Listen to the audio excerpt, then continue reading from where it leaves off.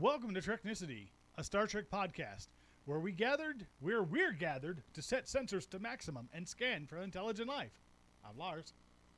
And I'm Patrick, and we failed apparently, at least in your case, because I just read your script. Of course. Anyway, In this final episode of season 6 of Treknicity, we're discussing the entirety of the 3 seasons of Star Trek Picard. so take bets on how much we're going to rage and want to rage quit this entire series before we get to season 3. And seriously, if you haven't watched it, number one, we just covered the last season, so you probably should have followed along. And second, there's going to be spoilers. I mean, seriously, you haven't watched this? Also, season 1 sucks, so if you skip it, don't worry about getting spoiled by season 1. Yeah, well, season With 2 that- season 2 kind of sucks too, but yeah. Anyways, off you go. It sucks slightly less. Okay, so let's see here. Season 1. This was apparently Data's got kids because that guy that showed up in one episode somehow became the expert cyberneticist and made a bunch of synths. And of course, this was after all the synths went evil because the serious Romulan cult thought that they had to kill the synths, which of course led to the synths about calling the mechanical tentacle big baddie from the sky beam to come down and kill everybody. Of course. The end. Also, Picard died. It got better. Yeah. That's It it. turned me into a golem. I got better. That's pretty much the plot. Yeah. Also, we met a bunch of ragtag assholes. And 7. 7 of 9. Yeah, so season 1, here's the thing. Of course, as you said prior to filming, the idea is that really attracted Sir Patrick Stewart back to the franchise was the fact that it wasn't going to be a rehash or TNG Part 2. That's season 3. Yeah, pretty much.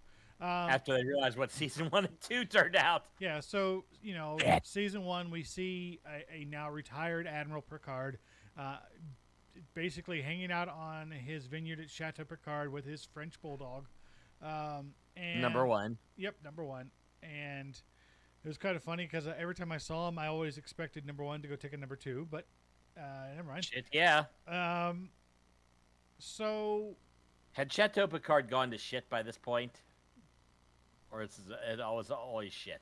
I get, like, I didn't think just, shitting on Chateau Picard for season 3 was just basically something they all decided to do as an inside joke of some kind, because of course Chateau Picard is widely considered to be awesome and fantastic, and all this stuff, and better than Moe or whatever. But in reality, we all know the truth. Chateau Picard sucks. Welcome back to the index cards. We haven't seen those for a while. Well, let's be honest. We got to go through season 1 and season 2. It's not like there's anything good to do. Fair enough. Although I will credit that no matter what we say through the seasons, the acting is good. Okay. So let's hit the talking points for this season. Let's start with bad story writing. And I say the bad story writing because even though it's Kurtzman era. Yeah, even though the characters themselves were good, I felt Raffi was spectacular. The overall story was just so disjointed. And yes, while it did eventually kind of come back to one central point and one central theme in the end, I just felt it was so disjointed getting there. You had so many A, B, C, Q plots, whatever, all over the place, and it just seems so weird. Q plots for season 2. Oh yeah, sorry, and the end of 3. But still, That's not a plot. I just felt like it was just a bad story. And at the end, when they decided to kill off Picard and make him a golem, like, are you fucking kidding me? And and we made you old and shitty too. Yeah, and it's like, well, you're gonna put him into a cybernetic body so that he could live again. Why didn't you give him back? I mean, why didn't you give him like something hunky and steady? No, because that means you can't use Sir Pat anymore, or you have to pay for a lot of effects work to de-age him. like a lot, worse than de-aging they did for X-Men 3. X-Men 3, yeah. Ooh, man. Yeah. Look at my mask face. Yeah. Look at me. Botox can't fuck Yeah. this up that Hang on, bad. let me see if I can. Let me see if I can. Let me see if I can do them. There we go. I'm Captain Picard. Jeez. Yeah. Okay, that's better. So yeah, again, overall bad story. Good individual plots. Like if you took all the plots and kind of made them into their own little thing, I think I'll be okay with that. I mean, the Romulan thing with them basically gutting the Borg, and that's for season 3. Damn That's it. for all 3 seasons. Laris kept getting cut out. We'd start with Laris and then end. Well, yeah, but wasn't Laris married to the other dude, or something like that, with the other dude in season 1? No, I don't think she was. I think they were both just servants. Because Picard apparently got involved with the Romulan relocation. Because, of course, he did. Because Spock was too busy doing weird shit with red matter and getting sucked into an Abrams nightmare. Yeah, poor Spock. Poor Spock. So, He got thrown into shitty Trek. yeah. Okay.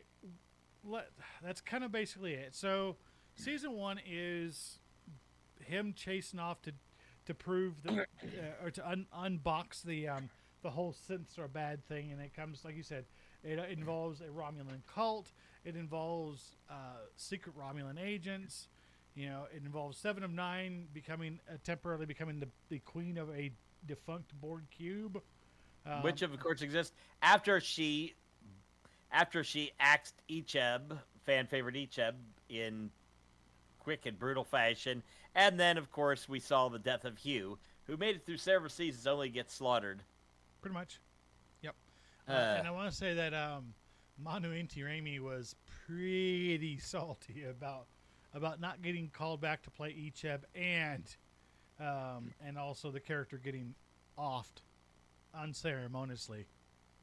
Not the last time Picard will off a character that shouldn't have been offed.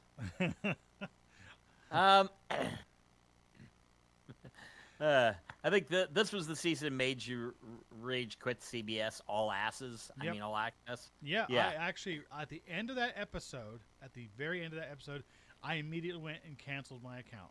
I did not renew it until season 2 came back because I figured I'd give it another chance.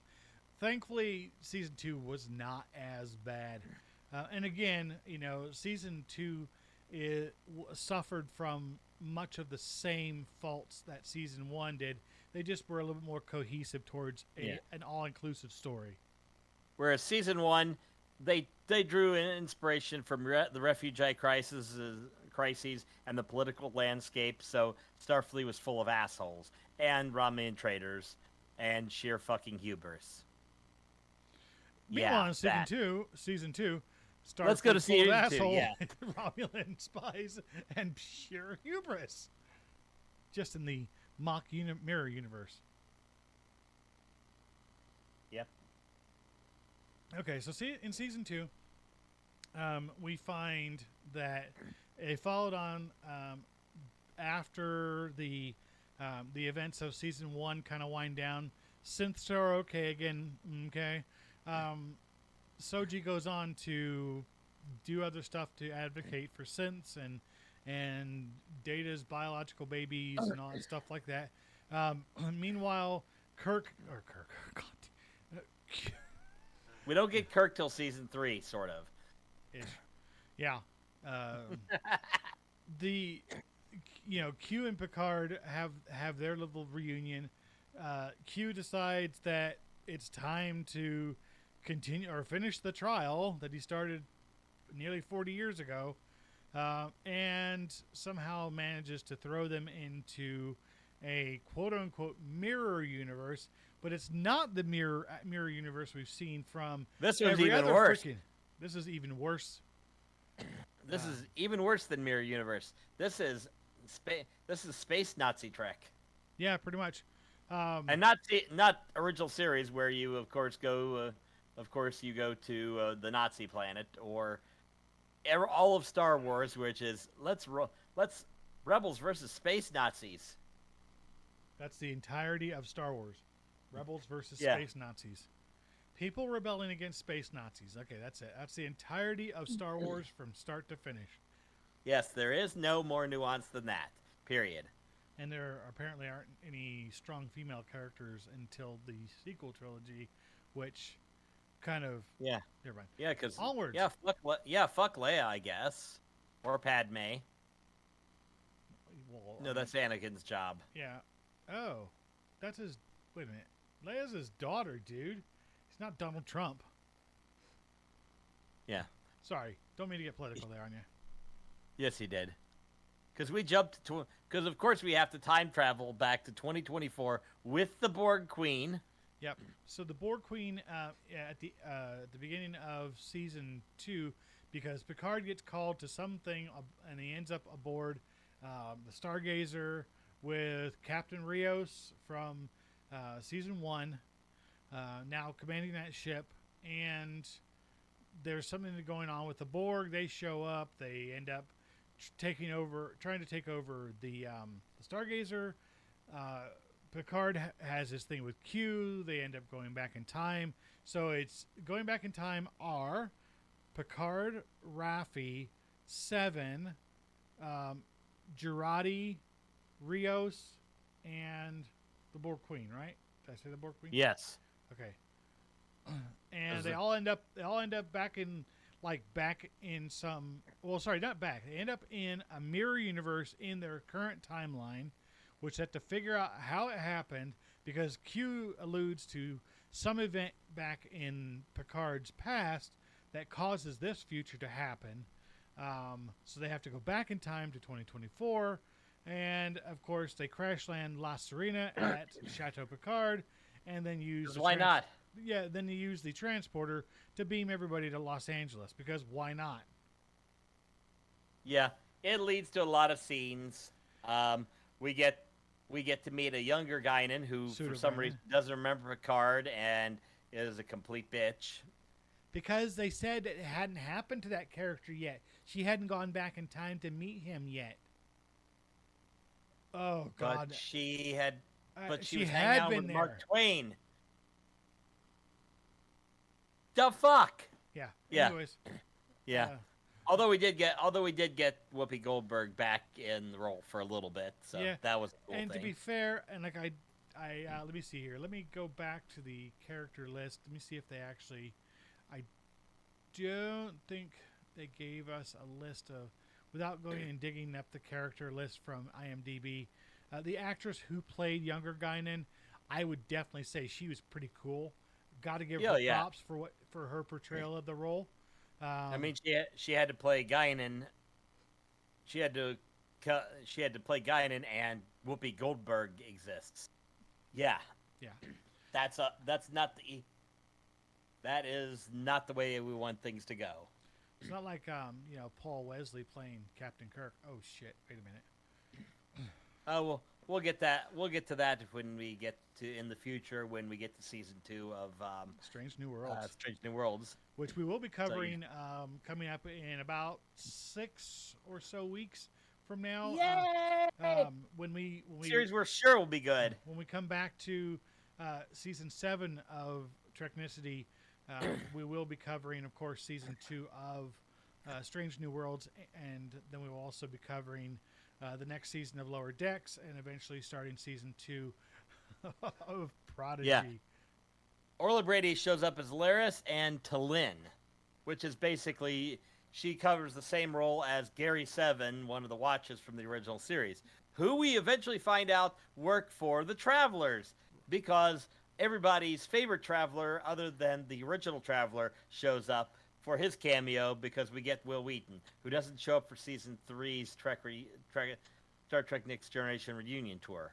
Yeah, so the things, the big points of season 2 are, of course, the mirror, I put in air quotes, mirror universe, time traveling with the Borg again, and then Picard's mom and dad, because there's this whole subplot over the entire season where Picard is reliving visions of his past with his mother when he realizes that she's nuttier than a fruitcake, and his father wasn't actually a horrible, evil person. His father was trying to protect his mother before she ultimately offed herself. Also, one of his ancestors goes to space on a mission that doesn't exist because this is set next year. So we know that mission doesn't exist. So that's bullshit. Anyway, Straight up bullshit. but to be fair, they had to start splitting off the timeline at some point because shit was. Well, yeah. I mean, when you go completely back to like the original series and they talk about the eugenics wars, those, according to the official timeline, those wars took place between 1992 and 1996. But at the end of season 2, Adam Sung, after being completely destroyed professionally by his cloned daughter, who looks like Soji,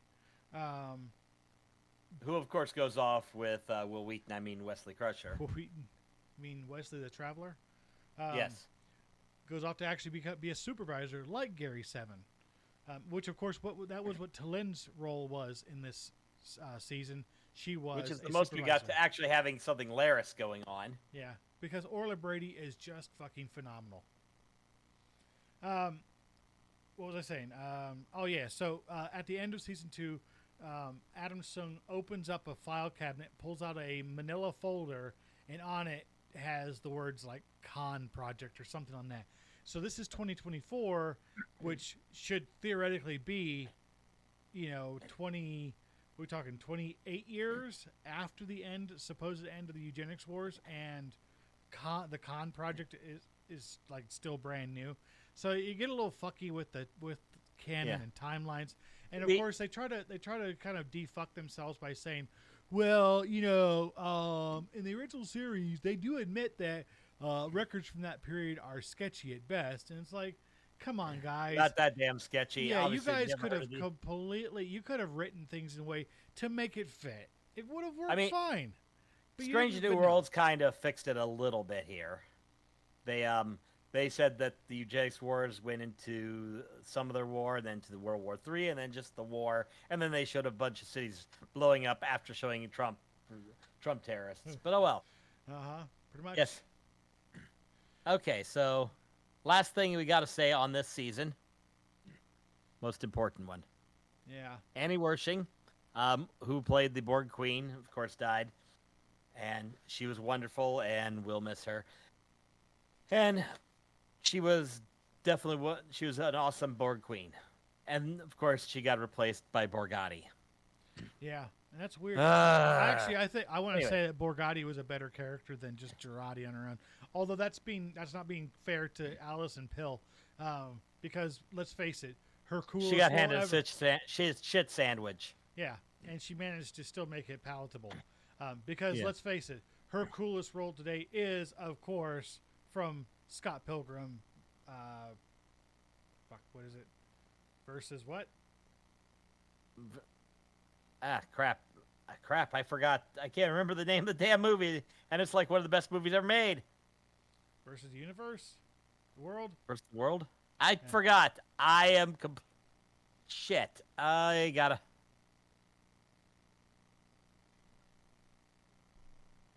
Versus the world. Sorry, my brain is fried from everything called life. But yeah, so I think that's all we could say. Also, Q died, but apparently he got better too in the end of season 3, because that's way too fucking linear. So let's get to season 3, aka the TNG reunion tour. Yep. Now of course, since we'd had in prior seasons, we had Will Riker and Deanna Troi showed up, and of course, Brent Spiner popping in as a few different characters, including Data in online in some kind of whatever reality he was in, till Picard pulled the plug on him. Yeah. So season 3's big things, of course, are the TNG reunion tour, Mystery Box Jack, and of course, wait for it, the fucking Borg again. Although this was kind of cool because we got a few things like let's see here. Like, this time the Borg do some proper assimilating and shit rather than just being weird and dumb and stupid. We also get Alice Krieg back as voicing the Borg Queen, although they made somebody else wear makeup because, yeah, Why not? that was really cool. Let's see here. The big takeaway is they kind of tie up some loose ends from like First Contact and then TNG. Of course. And screw Laris over in the entire completely at the end. Yeah, but man. well. Like, what is with that, man? Orla Brady is awesome, and she shows up for what, 2 episodes? No, 1 episode. Okay. She's like in the first episode, and then Picard leaves, picks up Riker. They go and hijack the Titan, which has been refitted to the Neo Constitution class. They meet the biggest asshole in Starfleet, named Captain Liam Shaw, who is one of our favorite characters. Although, let's be fair, he's just a dipshit from Chicago. Yes. And then we have, for bad guys, we got Amanda Plummer as Vadic before the Borg take over. Yeah, look, go ahead. Sorry, you go ahead and give a breakdown of the season. Then I'll give my thoughts. Yeah. Jean-Luc and Riker travel on the Titan to go find Beverly Crusher. They find Beverly and they find her son Jack, who is also Picard's son. Along the way, they eventually collect Beverly Crusher, Worf, Deanna Troi, Geordi LaForge, a rebuilt version of Data, and did I forget anybody? This is literally, it is Easter Egg City. Besides Frakes, McFadden, Dorn, Sirtis, Burton, Spiner returning in their key roles, and Brent Spiner doing a new version of Data and Lore, and Alton Soong partially. We get Mika Burton as LeVar Burton's daughter as one of Geordi's daughters, and then Ashley Sharp Chestnut as Sydney LaForge, who we are reminded for at least 4 episodes till her changeling doppelganger gets shot that she's the daughter of Geordi LaForge. Wait a minute. Whoa. Geordi LaForge's daughter is in this series? Yeah. Yeah, that and Chateau Picard still sucks. Yeah, they really shit all over Chateau Picard this entire season. Yeah. Other big names that pop up. For 1 episode, we get Michelle Forbes back as Ro Laren. They resolve the storyline that had started in like season 5 of TNG and ended with her leaving the Enterprise. That was insane. Tim Russ returns as Tuvok, first in changing form and then real one, and resolves some really cool things after Shaw's killed. Resolves some really cool things with 7. Majel Barrett returns as the Enterprise D's voice computer. Obviously, they had to do some archive work with that one. Elizabeth Dennehy returns as Elizabeth Shelby, now an admiral, and gets snuffed in 5 seconds. Yeah, like you see her get popped twice, and that's it, and they're done. We get the president of the United Federation of Planets, Anton Chekhov. First name being a reminder of Anton Yelchin, who, of course, played Chekhov in the Abrams verse, voiced by Walter Koenig himself. Now, here's the thing: is he playing? Also, Raffi and Seven kind of are a on and off again couple, and eventually Seven becomes captain and Raffi becomes first officer of the renamed Titan, which is the USS Enterprise 1701G. So we get the of G course, spot. After we got the biggest and most awesome reveal of them all, which was that Geordi had a little side project in the museum that had the Enterprise A, Voyager, the Defiant, the NX-01 Enterprise, another Connie that they stuck in there, so they had an original Connie. Yeah, the New Jersey. They had then of course they also had the HMS Bounty, which of course had a nice cloaking device to steal for plot reasons. Yeah, it was kind of cool that they alluded to all of that in the end credits from the entire series.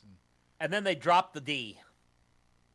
The Enterprise D rolls out, and you're like, okay, this is cool. I was kind of a little annoyed with that episode, so that blunted it a little bit. But when she showed in the final episode with the D's flying around, blowing up shit, flying through the Borg cube, Deanna Troi gets to pilot the ship and actually not crash the fucker, and be a counselor, and she and Beverly talked about something other than guys. Pretty much. Or their boobs. I mean, holy shit, character development for women in the TNG crew. I didn't think that was possible. Yeah, see, that's what happens when you hand. It didn't Terry have Matalas- Irish sex candles or something. Not Irish, Scottish.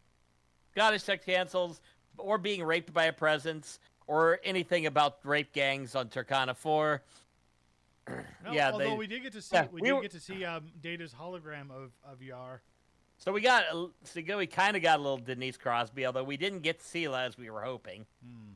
But still, okay, this is what happens when you give Terry Matalas. Also, Justice for yeah. So Laris shows up in one episode, and we're thinking, okay, by the end of it, she's got to be there somewhere. I would have loved if they have a mid-credit scene with, of course, the awesomeness that is a now I guess resurrected Q. We should have had another one. Yeah, Q versus Jack. no QX Jack, as in they, like Q and Jean-Luc were about to do on screen. Oh, I gotcha. Oh, yeah. And yeah, it'd be funny. You be sitting there like when they're talking to each other, and then you just hear the director's voice and kiss.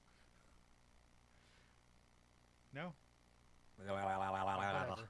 Still, it would have been funny if they'd had another mid-credit scene where they just cut to some random bar off somewhere else, and fucking Laris is just sitting there drumming her fingers, waiting for Jean-Luc to show up. So, overall, okay. So my last thoughts on Picard as an entire series are, the positives. One, the series got progressively better from season to season. I think there's no question about that.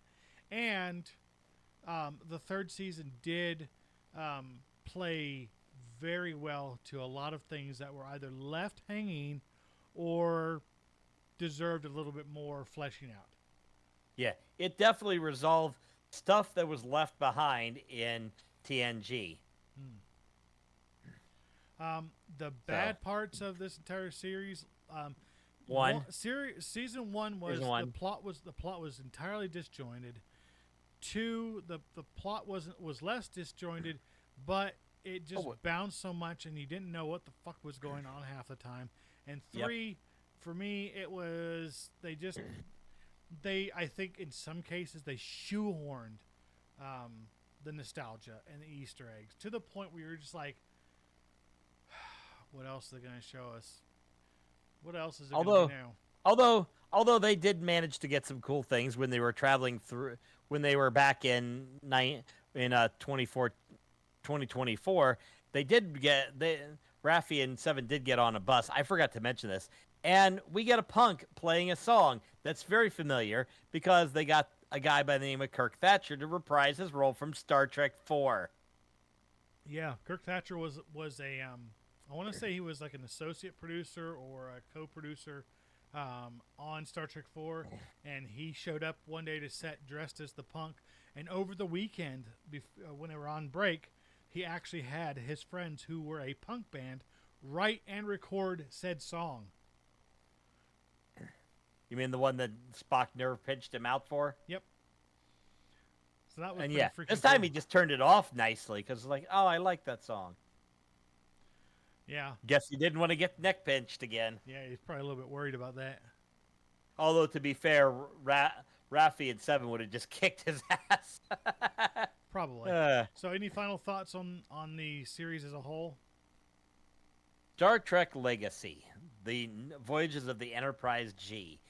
That's what I'm hoping we get out of this. It may be a year or two, but even if it's a limited run series and even if they just did one season and they kind of take a hybrid somewhere between Strange New Worlds and the dreaded Discovery and try to get a balance where they have some plot lines going, but they also have episodes where you get to just have fun. Yeah. Yeah, I mean, Discovery started to pull in the right direction, and of course they just steered the ship back down the same path and whatever. So yeah, I mean, I'd be okay with a hybrid version of the episodic and multi-episode arc format because that's worked well in the past for other series Like DS9? and Enterprise and TNG. Oh, I'm Enterprise Season 3. Yeah, I mean, but and Season 4 as well had a couple of like two. No, I'm sorry, Season 4, not Season 3. Season 3 was one big ass arc. Well, and there were a couple of episodes that were outside the bigger story. Mm-hmm. Oh. Which you have to do, Discovery, is have stuff outside of the main plot. Pretty much, yeah. So that you can kind of get it's like a palate cleanser, I call it. Yep. So. And you need that sometimes. Otherwise, you can't stand the taste of Discovery Klingons. Exactly. Which, thankfully, in Strange New Worlds, aren't showing up. No, the proper Imperial Klingons, or a version of them that we've seen in other series, will be appearing, looking a little bit more like we expect them to look. Yeah, and not like the TOS era. We needed a Klingon, so we'll just darken their faces and make them look meaner. Yeah. There we go. There's our Klingons. Yep, the Puerto Ricans in gold lame. So, that being said, we're going to go ahead and wrap up this episode. That is all the time we have for this final episode of Treknicity. Thank you for joining us. Yeah, thank you for joining us this season while we've talked all things Star Trek. Please be sure to check us down on all of our wonderful socials listed down below, and on visit us on our YouTube channel at Redshirt Geeks TV. I am tongue tied today. Please join us on our YouTube channel at redshirtgeeks.tv, where you can look back at the last 9 years of content. I'm Lars. I'm Patrick. And remember to go boldly and to rock out, which is Spock out. We will see you next season, which is going to be about 6 weeks. Peace. Yeah.